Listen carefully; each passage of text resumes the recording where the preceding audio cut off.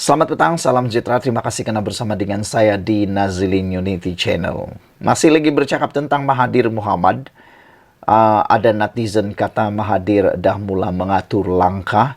Langkah apa? Langkah menyelamatkan diri. Ini apabila susulan satu laporan berita daripada Malaysia Kini menulis Dr. Mahathir terima kunjungan Azmin ajak Melayu bersatu. Itu sebabnya ada netizen mengatakan, adakah Azmin Ali akan bergabung dengan Mahathir? Soalan pertama. Soalan yang kedua, saya fikir soalan-soalan ini tidaklah salah untuk kita cuba utarakan. Soalan pertama, mereka kata, adakah Azmin Ali akan bergabung dengan Mahathir Mohamad? Kedua, adakah Azmin Ali akan keluar daripada bersatu dan membentuk parti baru bersama Mahathir? Kata mereka dengan pertemuan ini. Dan soalan yang ketiga, apa yang sudah jadi dengan Mahathir sehingga dia sanggup bekerja sama dengan orang yang telah dia kecam selama ini, termasuk Azmin Ali dan juga Muhyiddin Yassin yang beliau anggap sebagai pengkhianat. Azmin Ali yang seperti kita tahu ialah tokoh utama. Azmin Ali pada Februari 2020 merupakan menjadi tokoh utama dalam menggerakkan langkah Sheraton yang memaksa Mahathir meletakkan jawatan sebagai Perdana Menteri serta membuka laluan kepada Presiden Bersatu Muhyiddin Yassin untuk dilantik menjadi Perdana Menteri. Ketika ini, Mahathir mengetuai gerakan proklamasi Melayu yang mendapat sokongan daripada Muhyiddin dan Presiden PAS Abdul Hadi Awang. Mahathir juga menyatakan dia kini menyokong Perikatan Nasional untuk pilihan raya 6 negeri akan datang. Menjadi kemuskilan saya sehingga kini ialah Azmin merupakan tokoh utama dalam menggerakkan langkah Sheraton yang memaksa Mahathir meletakkan jawatan sebagai Perdana Menteri dan membuka laluan kepada Perdana Menteri Muhyiddin Yassin. Jadi, sekarang ini persoalan dia ialah dulu Mahathir marah sangat dengan Azmin dan Muhyiddin. Tapi sekarang ini tiba-tiba pula makan ramai-ramai, makan sama-sama, duduk semeja. Apa cerita? Sehingga begini boleh jadi. Pada pendapat Anda, apa cerita? Apa yang sebenarnya dirancang oleh Muhyiddin, Azmin, dan Mahathir ini? Adakah mereka akan merancang untuk bergabung semula, membentuk pakatan paling besar untuk cuba menjatuhkan Anwar Ibrahim? Selain daripada itu, pada pendapat Anda, kemasukan Mahathir di dalam pakatan ini adakah akan hanya memberikan impak negatif kepada Perikatan Nasional atau memberikan impak positif kepada Perikatan Nasional? Pada pandangan saya, kehadiran Mahathir dalam Perikatan Nasional sebenarnya tidak lagi memberi impak besar kepada mana-mana parti politik. Mahathir pergi kemana-mana pada sewaktu ini, semua rakyat pun dah muak dengan beliau. Pindah sini, pindah sana, pindah sini, pindah sana, akhirnya tak tahulah apa rancangan Mahathir selepas ini. Dalam perjumpaan itu, Muhyiddin berkata dia ditemani istri dan mereka diraih mesra dengan pelbagai juada. Dalam kunjungan itu, Azmin berkata Mahathir menceritakan hasil lawatan kerja baru-baru ini di United Kingdom, Turki, dan Bosnia. Tun Mahathir turut memberi pandangan berkaitan dengan situasi politik semasa di tanah air, kata Azmin Ali. Selain itu, isu ekonomi dan kos sara hidup, Tun secara tuntas mengajak umat Melayu untuk bersatu melawan musuh yang mempunyai agenda yang tersirat. Menurut Azmin, jadual Mahathir kini padat dengan pertemuan dan perbincangan berkaitan isu geopolitik, ekonomi, dan cabaran global. Saudara-saudara sekalian, ini satu persoalan yang memang patut kita tanya sama-sama, yaitu apa yang mau dirancang oleh Mahathir bersama dengan Muhyiddin dan juga Azmin Ali dalam PRN kali ini. Dalam satu pendedahan baru-baru ini, Mahathir kata mereka telah pun dalam perbincangan meja bulat, Mahathir kata insya Allah akan ada tidak akan ada pertembungan dalam pilihan raya antara meja bulat itu. Tetapi apabila Muhyiddin umum, dia kata Perikatan Nasional akan bertanding di semua kerusi di dalam PRN, bermaksud Mahathir tiba-tiba tersisih, terpinggir, proklamasi Melayu seakan-akan terpinggir dan tidak mempunyai ruang untuk Mahathir bertanding.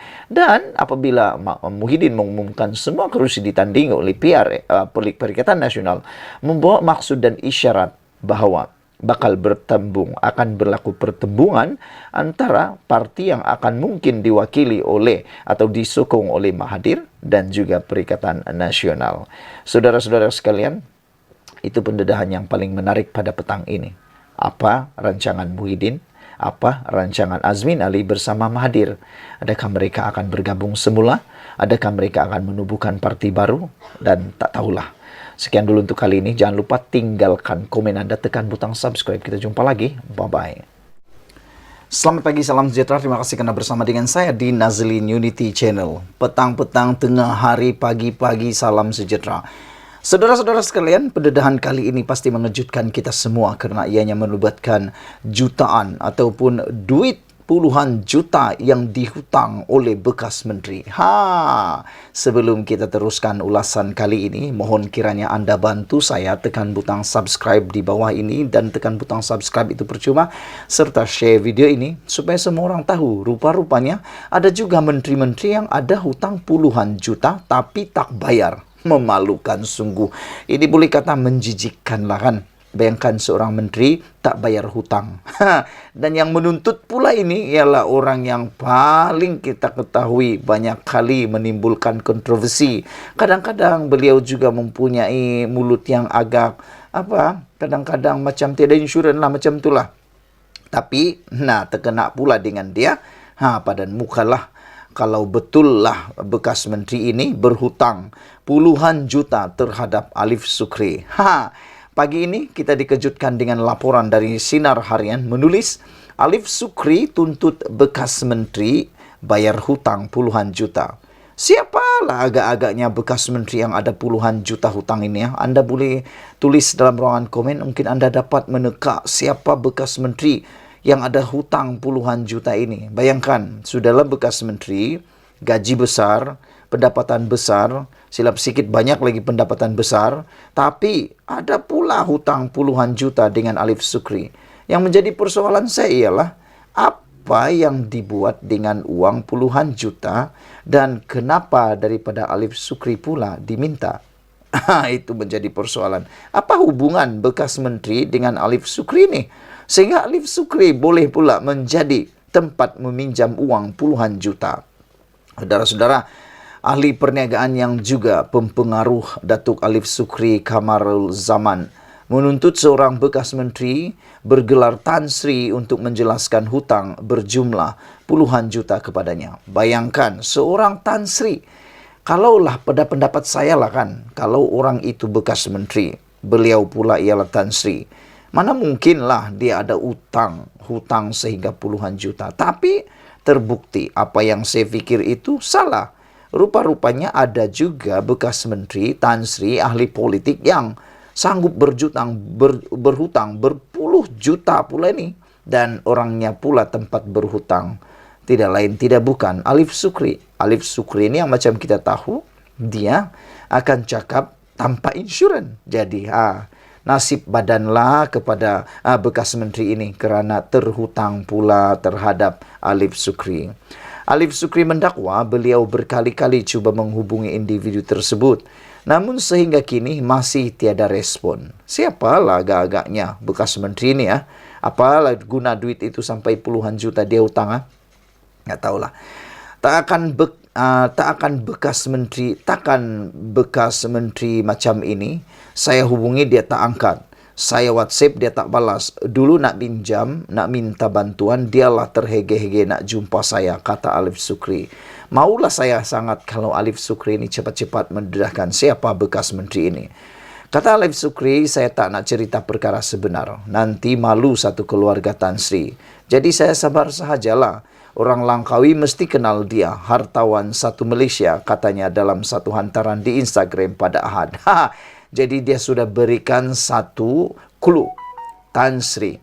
Yang pastinya bukan Tun. Nasib baik, bukan Tun. Yang pastinya dia adalah keluarga Tan Sri, kata Alif Sukri. Dia kata nanti malu satu keluarga Tan Sri. Dan Orang itu ialah orang Langkawi, mesti kenal dia kata Alif Sukri. Tak pastilah dia orang Langkawi kah, dia tinggal di Langkawi kah, tapi yang pasti Alif Sukri kata orang Langkawi mesti kenal dia, hartawan satu Malaysia. Yang heran, bagaimana seorang hartawan yang terkenal boleh berhutang puluhan juta? Apa yang dia buat? Apa yang dia guna dengan duit itu? Hantaran tersebut mendapat perhatian pengguna di laman maya berkenan dengan perkara tersebut dengan 9.756 tanda suka diberikan. Pemilik akaun bernama Fizi Hasan 88 mendakwa bahawa dia cukup mengenali Tan Sri itu.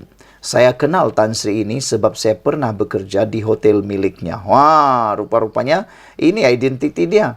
Tan Sri ini ada hotel. Wah, pertama dia dikenali di Langkawi kerana dia hartawan di Langkawi, kata Alif Sukri. Selain itu, dia juga ada hotel menurut Fizi ini. Dia ada hotel. Menurutnya lagi, saya berhenti dari hotel itu pun sebab malas nak sebut, kata Fizi Hasan 88 dalam ruangan komentar hantaran Alif Sukri itu. Seorang lagi individu bernama Eza Azaiti dipercayai bekerja di bawah Tan Sri tersebut berkata, ramai dalam kalangan pekerja tersebut termasuk dirinya tidak dibayar gaji semenjak pandemik COVID-19 dahulu. Oh, teruk juga Tan Sri ini ya. Sudahlah bekas menteri, hartawan lagi tapi tak bayar gaji pekerja sejak pandemik COVID-19. Aduh, jijiknya. Saya jika ada halal dunia dan saya tidak akan halal dunia dan akhirat duit gaji saya, ujar beliau. Coba teka, agak-agak kamu kenal ke siapa yang didedahkan oleh Alif Sukri ini. Sebelum kita berpisah, awas jangan ingat menteri, bekas menteri kaya raya. Mereka mungkin kelihatan kaya raya, besar keretanya, besar rumahnya, istrinya mungkin 1 orang atau 2 orang atau 3 orang atau 4 orang. Janganlah kamu terkejut kalau tiba-tiba pula didedahkan berhutang puluhan juta. Dan janganlah juga kamu terkejut kalau orang itu tidak mahu bayar gaji. Sudah kaya, tak bayar gaji. Sudah kaya, tak pula bayar hutang lagi. Sebelum kita berpisah, sila tekan butang subscribe dan share video ini. Dan jangan lupa berikan komen Anda. Cuba teka siapa orang itu, ikuti terus ulasan selepas ini.